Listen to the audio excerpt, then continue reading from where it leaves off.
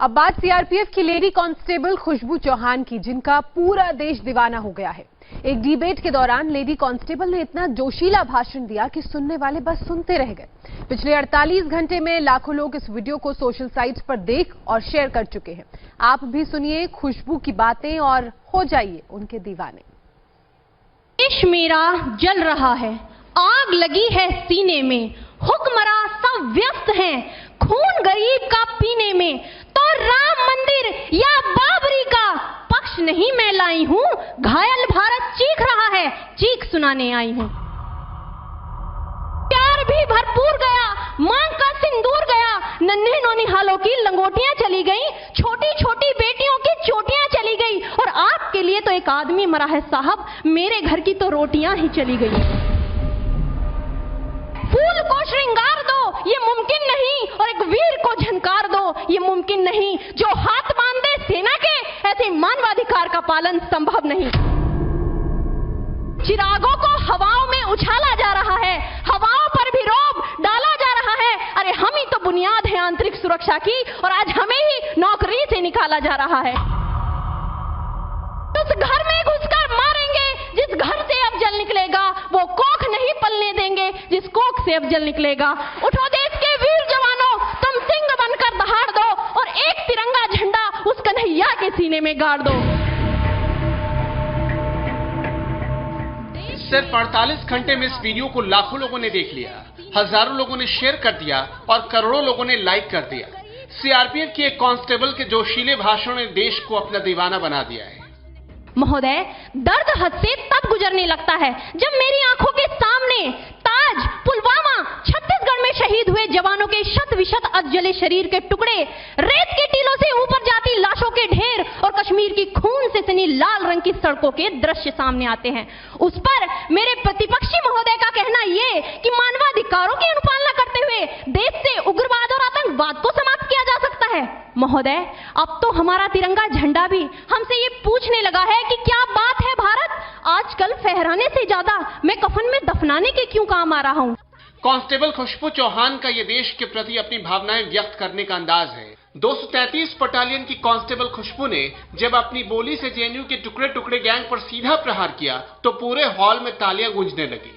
महोदय, जब पुलवामा में 44 जवान शहीद हुए, छत्तीसगढ़ में 76 जवान शहीद हुए, तो कोई भी मानवाधिकार की दुहाई देने वाला हमारे पक्ष में आकर खड़ा नहीं हुआ।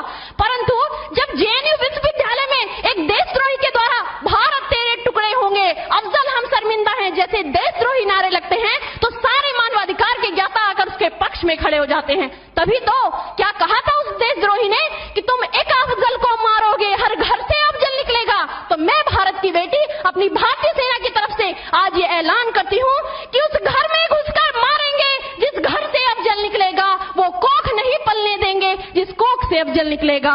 उठो देश के वीर जवानों, तुम सिंह बनकर दहाड़ दो, और एक तिरंगा झंडा उस कन्हैया के सीने में गाड़ दो। खुशबू ने अपने भाषण में न्यायिक व्यवस्था से मानवाधिकार तक पर बवाल मचाने वालों को बताया कि आतंकियों और नक्सलियों की मौत में मानवाधिकार मत तलाश कीजिए, शहीद की बूढ़ी माँ, विधवा पत्नी और अनाथ बच्चों का दर्द देखिए।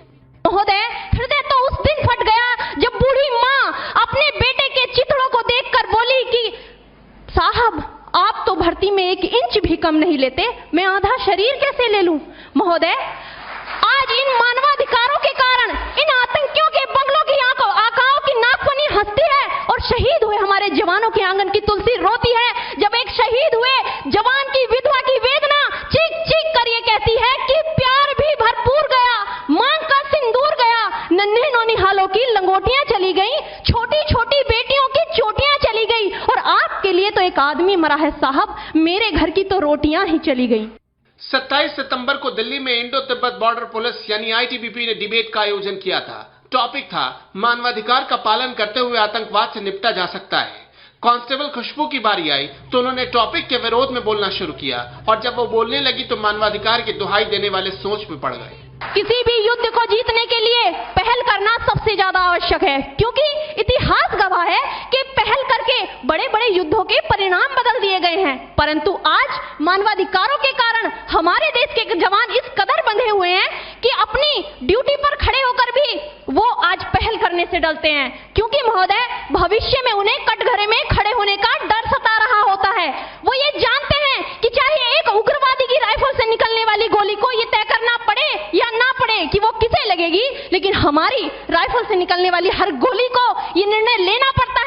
चाहे वो किसी निर्दोष को लगे, दोषी को लगे या ना लगे, परंतु किसी निर्दोष को नहीं लगनी चाहिए। यदि ऐसा हुआ तो ना तो ये समाज हमें छोड़ेगा, ना ही तिल का ताड़ बनाने वाली ये मीडिया हमें छोड़ेगी। और महोदय, मानवाधिकार के तले किसी जवान को दबाकर युद्ध के मैदान में छोड़ देना कोई वीरता नहीं, एक आत्महत्या है। क्योंकि महोदय, फूल को श्रृंगार दो ये मुमकिन नहीं, और एक वीर को झनकार दो ये मुमकिन नहीं। जो हाथ बांध दे सेना के, ऐसे मानवाधिकार का पालन संभव नहीं। खुशबू चौहान का ये करीब 5 मिनट का वीडियो सोशल मीडिया पर हर तरफ छाया हुआ है। हर कोई वाह वाह कर रहा है। मुझे अफसोस है अपने देश की न्यायिक प्रक्रिया पर, जहां आज भी रात के 12 बजे अजमल कसाब जैसे आतंकी के लिए सर्वोच्च न्यायालय के दरवाजे खोल दिए जाते हैं। ऐसे देश से मानवाधिकारों की अनुपालना करते हुए आतंकवाद और उग्रवाद से कभी नहीं निपटा जा सकता। मानवाधिकार के नाम की दुहाइयां देने वालों, सीमा पर लड़ा नहीं जाता चरखों से शोलों के आगे, रामायण पढ़ी नहीं जाती सीमा पर गोलों के आगे। धरती के घोर कुहासे को एक सूरज ही हर सकता है, क्योंकि एटम बम से रक्षा केवल एटम बम ही कर सकता है।